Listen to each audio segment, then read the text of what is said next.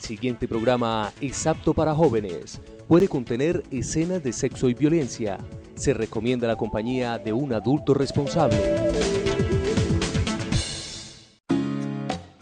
Bienvenidos a este expediente, amables televidentes. Muchas gracias por acompañarnos en este. Fue muy importante para mí porque me definió.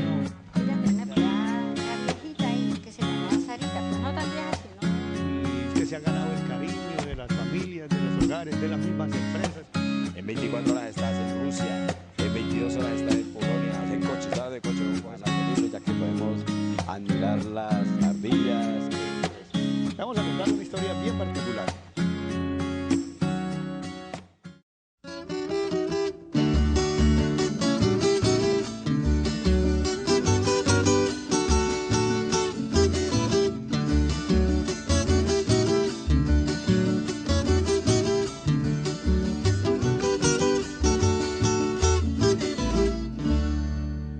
¿Cuándo será ese cuándo y esa dichosa mañana que nos lleven a juntitos el desayuno a la cama y que bien arrunchadito acariciando tu cara? Amables televidentes, bienvenidos a nuestro programa. Como siempre, un invitado bien especial. Hoy vamos a compartir estos bellos 30 minutos con don Carlos Rojas Meléndez, un hombre que ha sido una historia en medio de la política, en medio del comercio y en medio de la cultura y obviamente su trascendencia familiar. Con él vamos a estar y gracias a ustedes por regalarnos esta oportunidad de saber historias muy importantes como la de hoy de don Carlos Rojas Meléndez. Le agradecemos a don Carlos y a ustedes su amable compañía, ustedes por allá y nosotros por aquí contándole cosas maravillosas, cosas de ejemplo y cosas de la vida. Don Carlos, muchas gracias. Hace mucho tiempo estábamos a la casa de esta entrevista, sus ocupaciones, algunos momentos enfermo, pero hoy rescatamos esa oportunidad y damos gracias a Dios porque aquí se nos dio este momento que lo buscamos muchas veces. Don Carlitos, muy amable, don Carlos. ¿Cómo está?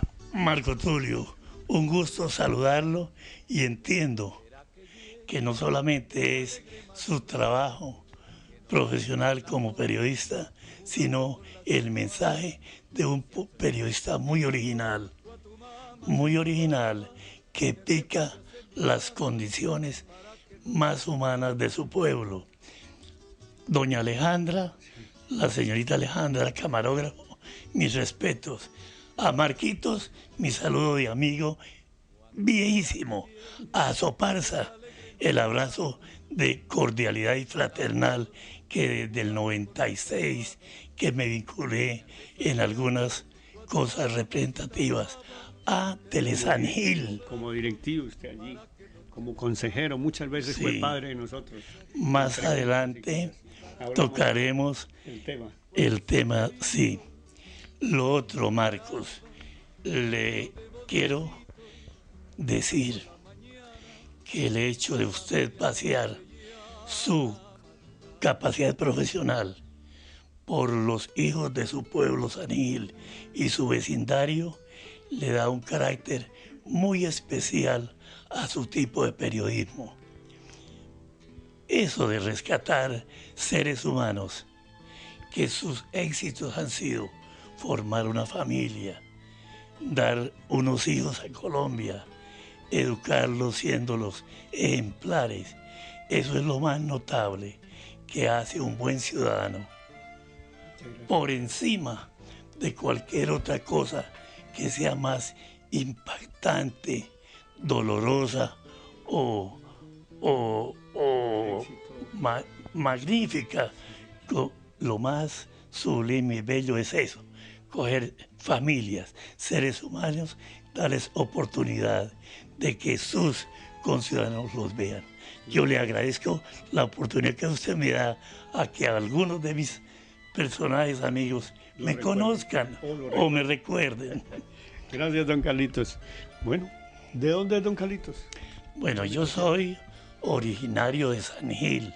Nací el 14 de enero de 1940 en la ciudad de San Gil, en el barrio de San Antonio, producto de la familia constituida por mi padre Carlos José Rojas Navarro y mi madre Maruja Meléndez Mantilla. Por mi familia Rojas, a su vez sangileño. Por mi familia Meléndez, igualmente sangileño. Por los abuelos, bisabuelos, de las cuales guardo un generoso recuerdo proyectado por mis abuelos, mi madre, y me he constituido, si doña Alejandra voltea la cámara, en el notario de mis hermanos, guardándoles sus papeles, sus diplomas, sus... Entonces eso me encontrará allí como una especie de depositario de documentos. Los otros, unos retraticos que ustedes se llevarán de algunas cosas de orden familiar. Imágenes del año 800, si es posible. O algunos retratos de esos. Usted sabe ya que del 800 son pinturas, como esa pintura hecha en Europa. Puesto cuando ese señor tío bisabuelo se hizo allá. ¿Cómo llamó él? Se llamó Pedro Alcántara Rojas Silva, hermano de Tiburcio José Ramón Rojas Navarro. ¿Y él fue sacerdote? Sacerdote, diácono, fue canónigo de la Porciúncula en Bogotá. Fue un auxiliador en dinero para la fundación del seminario.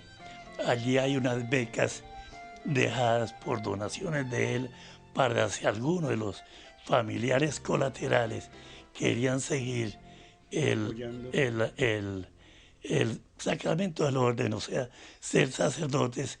Allá hay unas becas, deben estar en los archivos del seminario. ¿También de San Vicente de Paúl tuvo fe? Bueno, en San Vicente de Paúl no, porque los fundadores de San Vicente de Paúl fueron otros. Ya. Fueron Carlos Martínez Silva, fueron don Manuel Teodosio Meléndez de Valdés, no, Manuel Teodosio Meléndez Martínez. Ellos fundaron la fundación, sí, unas familias, unos personajes Otero, Rueda Otero, notables y eminentes, generosos. Otros señores Rueda, otros señores, ellos fueron los fundadores. Un señor es Gómez Fonse o Gómez Romano, padre de los Gómez Fonse. Ellos es el historial donde tenemos una deuda de gratitud con un zapatoca eminente, el cura Isaías Díaz Ávila. Vino a San Gil y nos hizo un recuento histórico de hechos. Hay varios libros de él. Por lo menos uno notable de San Gil. Obras indudablemente de orden cultural, como es en Guane el museo. Y por donde pasó, hizo labor pastoral, hizo una gran labor cultural. Y a los sangileños están tardos en reconocerlo como un benemérito hijo de San Gil. Don Carlito, ¿usted estudió? Bueno, mis estudios. Cuando estábamos mis 4 hermanos, quisiera su merced, ya se los nombro, en su orden de nacimiento, sí. Eduardo. ¿Qué hace él? Eduardo fue abogado, estuvo en el cuerpo judicial, estuvo en varios juzgados. Sí. Empezó en Cabrera como juzgado promiscuo, Charalá, Gonzaga de San Joaquín, tuvo un tiempo en Bucaramanga y se pensionó. Hoy tiene 73, 75 años, 2 años mayor que yo. En su orden le cuento. Eduardo, Carlos Manuel, Elena, Luis, María Victoria y José Francisco es el menor de mis hermanos, que hizo la carrera dentro de la oficialidad de la policía. Llegó a teniente coronel, no a mayor. Creo que no estoy muy seguro. Lo que sí pasa es que le dijimos prontamente: José Francisco, el menor de mis hermanos, usted, aunque le pongan latas y estrellitas, aquí por más mayor va a seguir siendo el menor. O sea, se calla. Aquí en la casa no es mayor, aquí es menor. Es el menor. Su merced, con respecto al mayor de mis hermanos, en ese cuadro, doña Alejandrita encontraba un niño chiquito en la mitad en brazos de mi mamá, que es Eduardo, de 75 años hoy, todos los otros muertos. Ahí está. Más adelante encontrarás aquello. Seguimos con Luis, el cuarto de mis hermanos. Él estudió ingeniería industrial. Por este tiempo del año 70, 68, 70, no, más adelante, 74, terminó su carrera de ingeniero industrial en Bucaramanga. Fue director de la fábrica de muebles de Comultrasande. Fue vicerrector de las unidades tecnológicas en Bucaramanga y luego fue rector, puesto que el rector de ese tiempo murió. Entonces él asumió un tiempo de eso. De ahí concluyó que un buen industrial puede ser un buen agricultor o ganadero. ¿Qué pasaba cuando eso?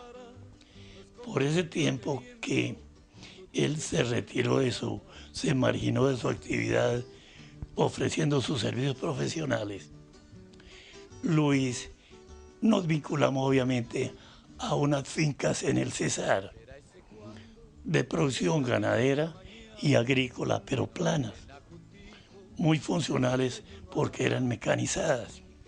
Esas fincas las tuvimos del 74 al 94, 20 años. Bueno, por múltiples razones de orden público, tocó que replegarnos a San Gil. Bueno, eso hizo Luis. Él es menor, ya saben la historia que le hay que contar. Ellos son pensionados. Luis no, y yo tampoco, por un gran descuido que tuvimos. Y era como directivo de una compañía que llamamos Las Rojas Hermanos, legalizada, Cámara de Comercio, Escrituras. Hubiéramos podido cotizar y hoy gozar de una pensión, pero nos atuvimos a que criar ganado, producir panela y coger café nos daría una gran. Sin embargo, les comento, para mí, mi esposa, que de ella hablaremos ahora y se la voy a presentar, a su amiga también, porque ella es parte de mi entorno familiar y usted es parte de mi núcleo, de mis amistades. Yo soy beneficiario del seguro de ella. Por eso, habiendo estado casi un mes en la clínica, me ven otra vez recuperado. Si no, bueno, Marquitos. ¿Cómo se llama ella? ¿Dónde consiguió esa señora? ¿Dónde la conoció? A Margarita. ¿Y Margarita qué? Margarita Rueda Uribe. Margarita Rueda Uribe obviamente la conocí aquí en San Gil, hija de don Leopoldo Rueda Ruiz y de doña Smith Uribe Durán. Margarita tiene 2 hermanas, una hermana mayor que he hecho hoy un descubrimiento grande, admirable, que Gladys y Rafael García fueron sus padrinos de matrimonio, cosa que me vincula más a usted, Marcos. ¿Hijos tiene? Hijos, se los voy a presentar cuando la señorita Alejandra, nuestra camarógrafa, baje en la sala, encontrará a Margarita María, ¿Qué hace? Beatriz ¿Qué hace Margarita? y Carlos Francisco. Tres. Margarita María estudió ingeniería de minas y geóloga fuera del país. Vino al país y homologó su título en ingeniería geológica. Trabajó algún tiempo con la CAS de acá, hoy trabaja con la Coralina, que es la CAS nuestra en San Andrés y Providencia. Allí tiene un puesto directivo, un puesto técnico en su área. Siguiente hijo. Margarita María tiene su hogar constituido con Jaime Pantoja, mi yerno. Él a su vez es piloto de una línea aérea, hace viajes por rutina todos los días a Providencia. Tienen un hijo que se llama mi nieto Andrés Felipe Pantoja Rojas. Mi segunda hija se llama Beatriz Eugenia, casada con Wilson Castro Leguizamón, un yerno como un hijo. Si hubiéramos querido mandarlo a hacer como me Dios hizo a Adán de barro, no nos había quedado tan bien hecho como él. Lo estimamos mucho y él es particularmente muy amable. De esa unión, hecha hace 18 años, hay 2 hijos. Los 2 hijos son Julián Andrés, y la mayor, que es Lina María. Lina María terminó su bachillerato hace un año. Y hace un año ya, hace 2 años, hace un año ya lleva 2 semestres de medicina en la Corpas. Entonces va bien la niña avanzando. Mi otro hijo, último, Carlos Francisco, nació hace 28 años. Estudió acá en San Gil, fue igualmente apersonado en el estudio. Yo le atribuyo a el nacimiento de mi único hijo varón y el último, con 15 años de diferencia entre Beatriz y él, porque mis 2 hijas mayores, que todavía les decimos las niñas, tienen más de 40 años. Yo le atribuyo, aparte del mucho cariño entre los esposos padres, Margarita y Carlos, a una comida de coroncoro que nos pegamos en Gamarra. Bueno, Carlos Francisco Leopoldo se llama así. Hoy es ingeniero civil. Es un personaje que nos ha dado satisfacciones por sus trabajos personales, por su aprovechamiento. Y hoy es padre de familia de 2 criaturitas menores, quienes queremos mucho. La suma de esos nietos son 5 nietos. 5 nietos. Es mi descendencia, Marquitos. Don Carlitos, vamos unos segunditos a comerciales y regresamos, seguimos con este maravilloso recuerdo que nos está regalando don Carlos Rojas Meléndez. Ya continuamos, amables televidentes. Vamos a contar una historia bien particular. Vamos a contar una historia bien particular. Bueno, continuamos con nuestro invitado de hoy, don Carlos Rojas Meléndez. Don Carlitos, usted también incursionó muchos años en la política, aún usted es consejero de algunos jóvenes que quieren hacer algo en medio de este trasegar del civismo en nuestro municipio. ¿Cómo llega a esa política cuando joven? Porque usted muchos años hizo muchos trabajos de estos, ayudó a la gente, fue un hombre que ayudaba a la comunidad. Marcos, en eso y cuando uno está joven se juegan varios papeles. Un papel de servicio, lógico, y tengo que decirlo porque cuando yo tuve el honor de ser edil no había sueldo. Nada de eso, nada de eso. No, la prestación del servicio de concejal era tan honorable que implicaba que fuera gratuito. ¿Cuántos años estuvo prestando eso? En 6 oportunidades que implicó 12 años. Yo realmente fui empleado público únicamente en 2 ocasiones, que fue por allá por los años de 1974, 75, que fui inspector de circulación y tránsito por 1 año, en el gobierno que hacía como alcalde el doctor Luis Camacho Rueda. Esto era un nombramiento que venía no de la administración municipal, sino de la Secretaría de Gobierno. O eran cuotas políticas también. Bueno, y lo otro, cuando fui electo personero en San Gil durante el gobierno de doña Cecilia Márquez, quien creo por este día de hoy o en estos días que se acercan cumple años de muerta en en el 2005 o algo así. Hacer vigilancia en una persona honesta es un trabajo muy sencillo. Vigilar a un hombre honrado es muy tranquilizante porque puede uno generar otras actividades y no andar con una lupa a ver dónde cometió el primer error.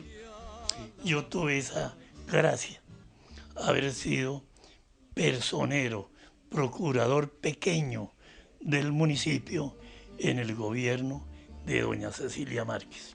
¿Qué otros políticos recuerda por allá en los años 60? Bueno, vamos a seguir avanzando. Sí. En el 60 tuve que, con dinero de mi padre, al ser electo concejal, viajar a Bogotá a la Escuela Superior de Administración Pública. Allí en Bogotá estudié 340 horas que implicó casi 4 meses. Mi padre me dijo, va a ser concejal, aprender administración pública para que sepa qué es eso, para que no sea un firmón más.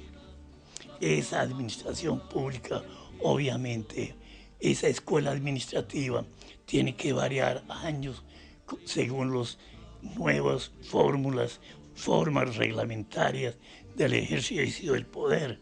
Entonces, esas leyes que estudié cambiaron, no otras que son básicas y que también implican administración gerencial.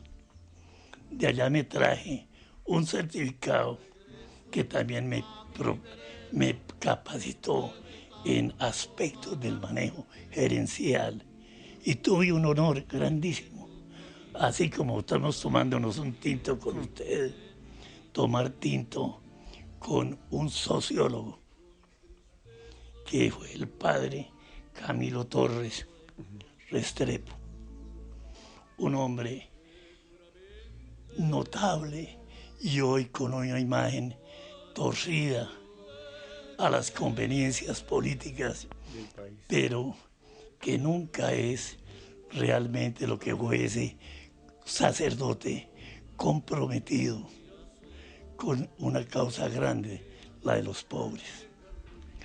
Ya que usted habla del padre Camilo Torres, usted tiene unos libros antiguos, unos libros de Simón Bolívar, los mandó empastar usted, es decir, usted ha conservado una biblioteca de pocos libros, pero de mucha grandeza en cuanto a historia, conceptos e ideas de hombres grandes, de la política, del comercio, del país.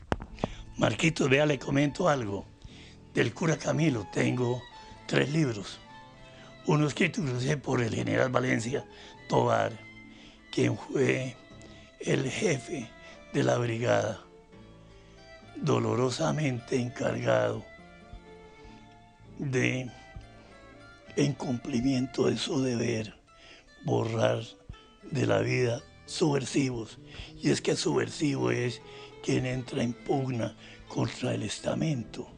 Dolorosamente, cuando supe la muerte del padre Camilo, tratando de ganarse un fusil en un hecho de guerra, le dije, pobre sacerdote, que le dijeron 20.000 pesos, en ese tiempo eran 20 millones, cállese la boca, no organice política, váyase a la vaina, sigue estudiando sociología.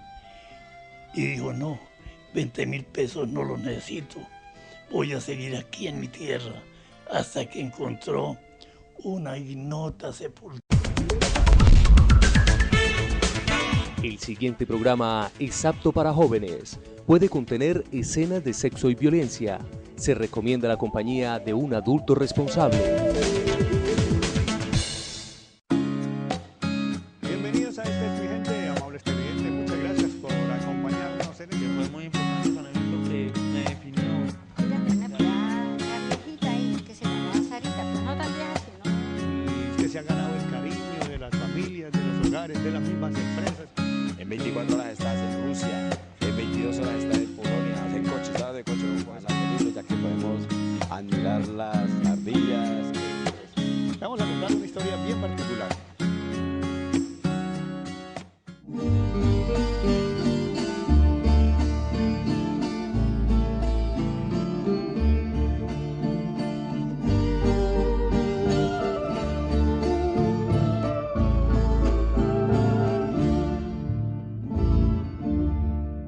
Camino viejo de mi vereda, por donde tantas veces pasé, llevando al hombro mi taller, con mis cuadernos y mi pizarra. ¿Cómo llega a Soparsa?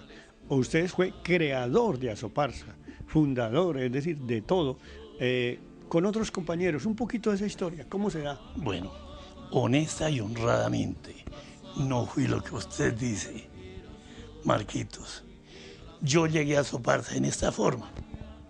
Primero que todo, hubo un ingeniero que vino y lo trajo, un gran amigo mío y suyo, se llama Leonardo no, Pachito Céspedes.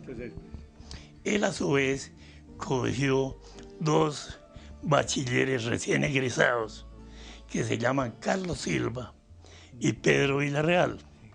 Y les dijo, vengan, me ayudan a tirar redes, porque con un platón muy curioso se agarra arriba Las señales. las señales.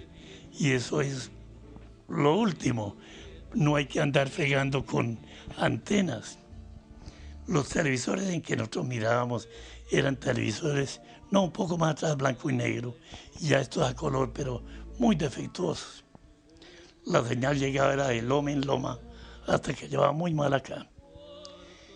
Por ese tiempo le dijeron a Gabriel González, préstenos el solarito de su casa. Y allí montamos unas antenas En la sexta con 15, en el barrio de San Carlos. San Carlos. Y le dije, Pachito, véndame el derecho. 4.000 pesos, tome. 4.000 valieron más o menos unos 400 derechos. 4 por 4, 16 millones de pesos. Bueno, la cosa es que le dio para comprar una casita a Pacho. Me decía, la primera casita mía. Pero no había de pasar eso cuando a Gabriel González le suspendieron la señal por una especie de trapacería legalista para apropiarse de un pedazo y no pagarlo. ¿Quién era ya directivo de eso? Había llegado la señora personera de San Gil, le pegó 2 trapazos a Pachito Céspedes, le dijo: enriquecimiento ilícito. A usted le vamos a quitar todo hasta el modo de caminar. Lo puso a correr. Yo le dije: Pacho, ¿qué leyes invocan para hacerle eso? Le constituye una compañía. Déjele a Gabrielito González 10 acciones. Cójase usted 60 acciones. Deme a mí 10 acciones. Pacho se rió con una risa socarrona, pero no le inspiré confianza. Le dije: bueno, Pachito, cuando usted quiera paramos. No, tranquilo, tranquilo. Le dije: bueno, Pachito, está bien. De todas formas, a mí me gustaba. Hasta dónde venía la señal. Bajaba del seminario abajo, le daba hasta pasar la primera cuadra del río. Éramos más o menos unos 500 personas, tal vez no tanto. Bueno, pasa el tiempo, se constituye una junta ya, que me acuerdo yo. Pues Adelmo Corso era, el profesor Saúl, un hombre muy respetable, era. Doña Cecilia Márquez era. La primera presidenta de Azoparsa. Allí hablaremos de los presidentes. Un señor juez de la República, el doctor Pinzón Ochoa. Ellos figuradamente eran la directiva, podía haber otra directiva. La cosa fue que cuando expulsaron a Gabriel, le negaron el servicio. Me dijo: Gabriel, va a haber, Carlos, va a haber una asamblea y a mí Azoparsa me tiene jodido. Entonces yo ese día llegué, el día de la supuesta y cierta asamblea, a la Casa de la Cultura, más con ánimo de agravio que de meterme a Azoparsa. No, allá medio que se reunieron. Estaba Eliezer Beltrán, estaba Orlando Porras, estaba Alvarito, también mi buen amigo, Álvaro, que tiene una papelería. Resulta que yo en realidad llevaba también una cola de amigos que eran los de Juan de Dios Alfonso, algunos algo tomaditos, y también con sus solapadas intenciones de ingerir en la vida de esa Azoparsa naciente, con fines políticos. Entonces yo les dije cálidamente: primero que todo, si ustedes, señores de la Junta, pretenden salirse, aprovechen para salirse hoy, porque si no, siguen siendo directivos y siguen sufriendo golpes. Segundo, señora Cecilia y doctor Pinzón, no se salgan, porque a ustedes lo necesitamos como junta de control o tribunal de garantías. Y por arte de viriloques, yo que iba a ir a decirles: esa área de allá de San Carlos es o de Gabriel González, que se lo dije, o de la comunidad de San Carlos, como zona verde. Sí. Problema de ellos: Azoparsa tiene que salirse de allá y buscar escampadero en otro lado. ¿Por qué hacía eso? Porque cada vez que Gabriel González iba a alegar que le dieran, aparecía de presidenta doña Cecilia. Cada vez que modificaba la demanda, aparecía Pinzón. Una socarronería ahí. Ellos aceptaron el reto y nos acompañaron, y se presentó la elección más controvertida de todas las que usted haya visto, donde habían 4 listas en que me hicieron el honor de ponerme a mí de primero y a los otros amigos de segundo así. Nuestro compañero periodista de RCN, Mario, también. Bueno, ¿qué sucede? Apareció Carlos Rojas como un corcho en la mitad del río, encima del borbollón. Y cuando yo entro a algo comunal, comunitario, gremial, me le acerco y le cojo cariño.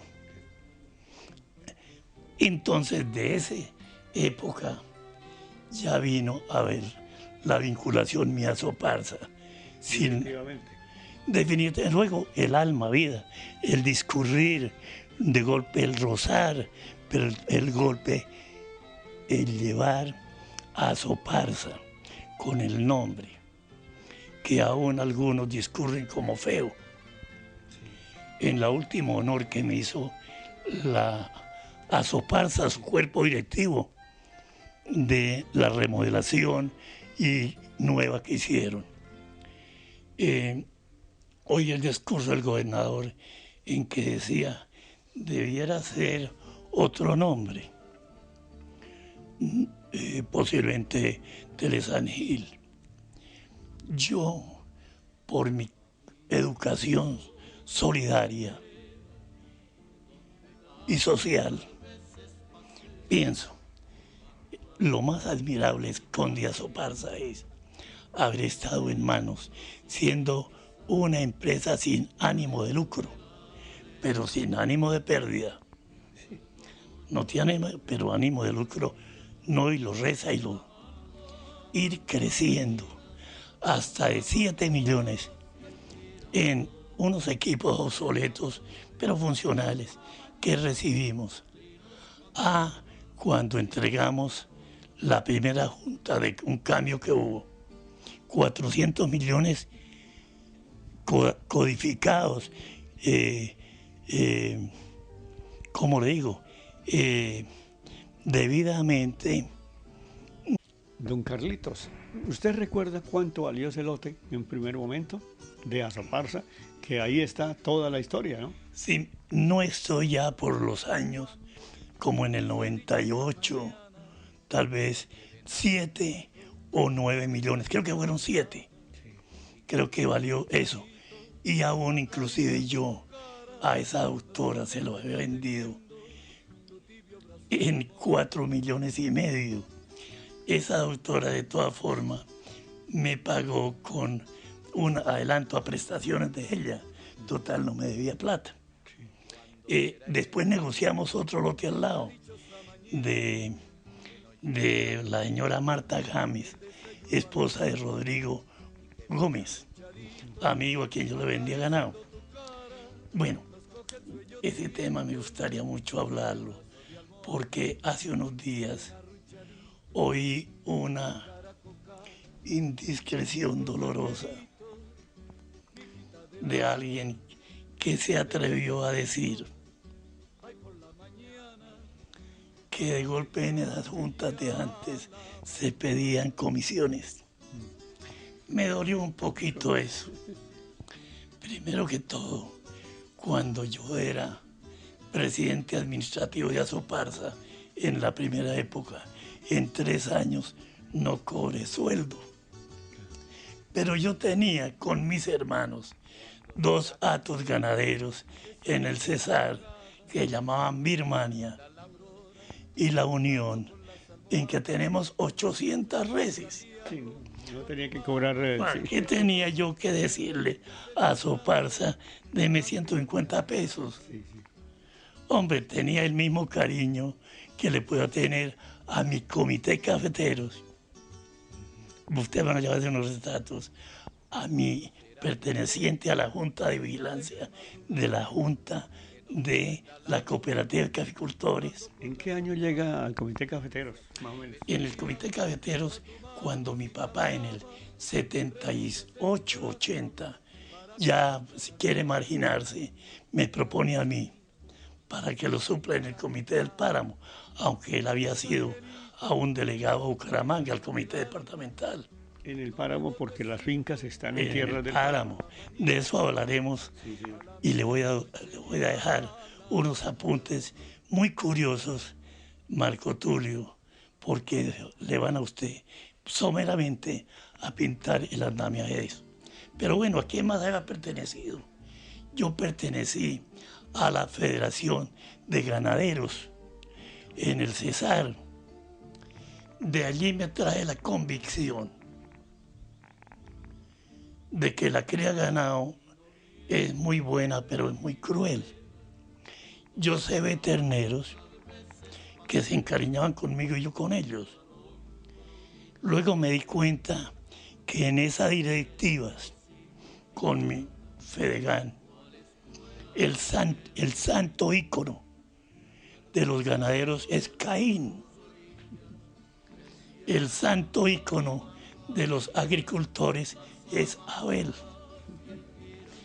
Dolorosamente, el creador de 2000 reses mira como una porquería al creador de 40 reses.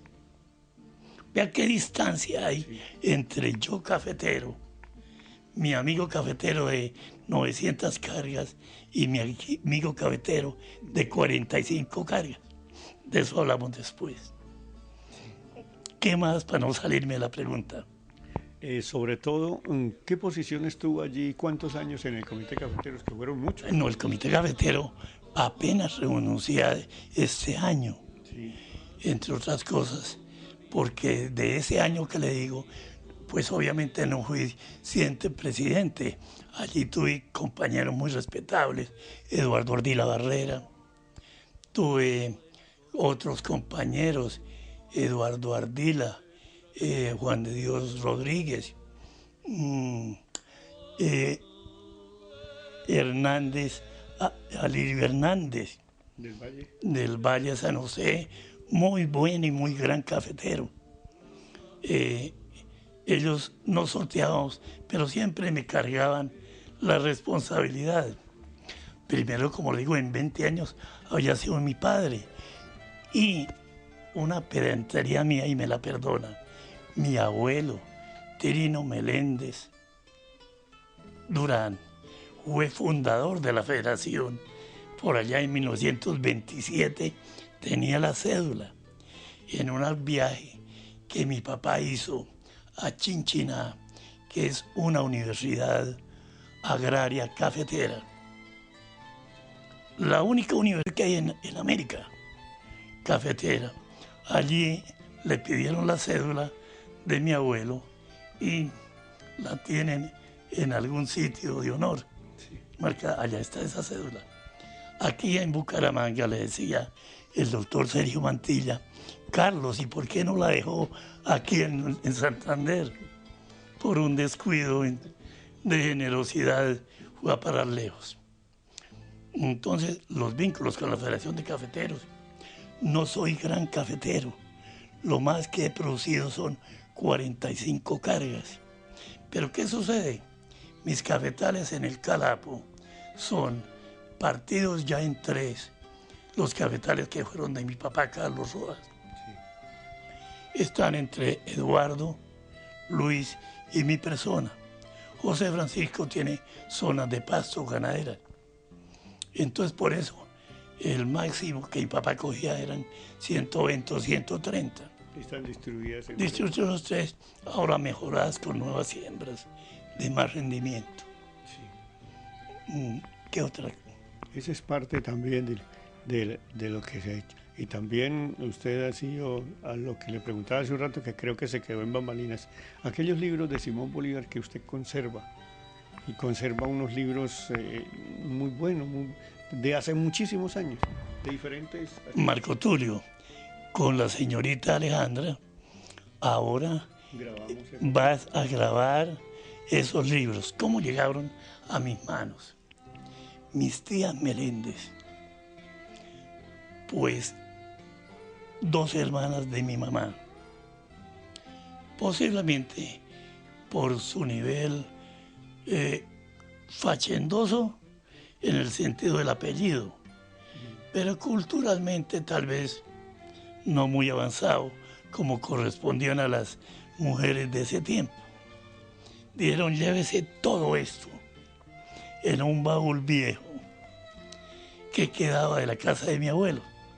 No, quedaba más. Bueno, de allí encontré el libro, me lo regaló mi tía Rosana, un libro de leyes. Hay unos lentes largos también. Hay un catalejo que fue propiedad también de mi abuelo Trino.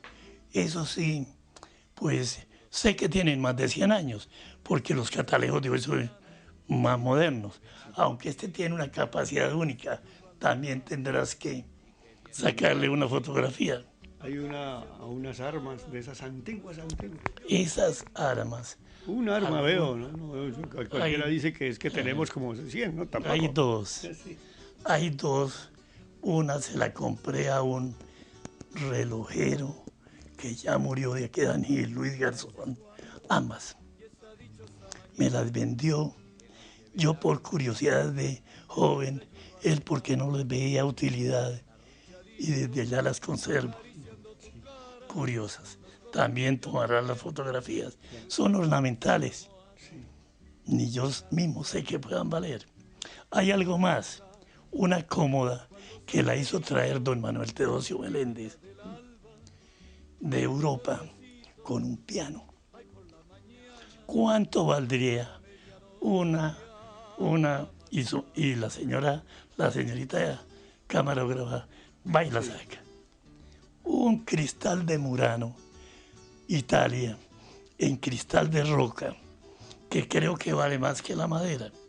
La madera, mi papá olímpicamente decía, eso es madera de punte. Pero yo no veo aquí punte. Digo, es una madera que ya se acabó. No, la madera es europea también. Y de esa madera hacen violines. Después de lograr hacer, ustedes tomarán Todas estas curiosidades. ¿Qué otra cosa? Que yo quiero mucho. Los retratos de mis bisabuelitos. Pero eso ya va a ser harto, tanto para el periodista como para mis amigos de San Gil. Ver tantas personas. La Cascada es otra de las grandes empresas que nació en nuestro municipio. Marquitos, con mucha honestidad le cuento que la historia de la Cascada, la historia de los silboteros, la historia de los manejos de la Cascada, retratos aún de la inauguración los tengo y también se los puedo dar, pero quien más sabe es el benemérito cura Díaz Ortiz. Isaías Ardila Díaz. Ardila Díaz, que tengo su libro aquí, casi como de consulta, y por lo menos con mucho aprecio. Claro. Otros eventos. Los teléfonos, aquellos primeros teléfonos fijos. Los teléfonos ¿Los años fijos. 50 llegan a San Gil? Los teléfonos fijos de mi serie Aventurado y más, con ya amnesia. Pero sé que las líneas iban por tierra, que había teléfonos de manija, que la telefónica de Dan Gil era muy reducida, que tocaba primero llamar a una central y esa central le daba paso a otra. La llegada de los automáticos, sí, manivela para que timbrara. Y ese timbrazo alertaba a las centrales y allí le recibían y le daban paso. Posteriormente a eso vinieron los teléfonos ya automáticos. Los que no era sino llamar. Llamar, sí. Después sigue el tiempo, Telecom se crece, cae una empresa muy rentable, Telecom cae dentro de la tajada del león de un político. Telecom, para ganarse el cariño de sus servidores, crea pactos onerosos para la empresa. Pensiona gente, apenas sale pues de 35 años. No soy yo quien para decir si sea justo o injusto eso. Pero eso acaba con las empresas. La cosa fue que estrangularon la empresa. No, don Carlos, muchas gracias por este rato maravilloso. Vamos a dividir en 2 o 3 programas esta charla porque maravilloso, todos sus recuerdos. Muy amable, usted en medio de su descanso nos ha podido contar muchas cosas que para muchos no las sabíamos, otros de pronto sabíamos un poquito Y hoy recordamos mucho más. Don Carlos, gracias a su señora, a todos. Marquitos. Gracias por los tintos. Gracias por los tintos. Marco, yo quiero a Soparsa, a Telesan Gil, que considero otro brazo más de la gran empresa de Soparsa.